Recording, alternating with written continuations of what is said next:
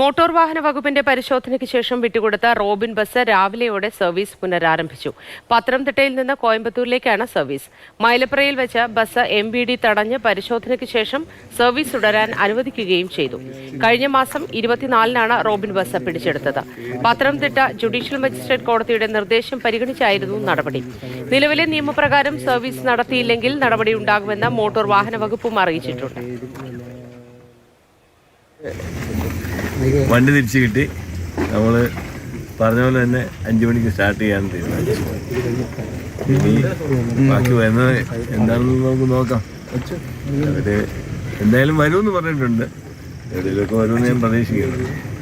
അവർക്ക് ശത്രുതയല്ല, വിവരമില്ലായ്മയ്ക്ക് മരുന്നൊന്നുമില്ലല്ലോ. അതിന് മരുന്ന് മേടിക്കാൻ കിട്ടുന്ന സാധനമല്ലല്ലോ. അത് ഇനിയുള്ള ദിവസങ്ങളിൽ കോടതിയിലെ ബാക്കി കാര്യങ്ങളിൽ അവർക്ക് മനസ്സിലായിക്കോളും. അത് ഞാൻ ആദ്യം തന്നെ അവരോട് പറഞ്ഞതാണ്. ഇത് അവർക്ക് അറിവില്ലായ്മയാണെങ്കിൽ മനസ്സിലാക്കട്ടെന്നുണ്ട്. പക്ഷെ അവർ മനസ്സിലാക്കാൻ തയ്യാറല്ല, അവർക്ക് വേണ്ട.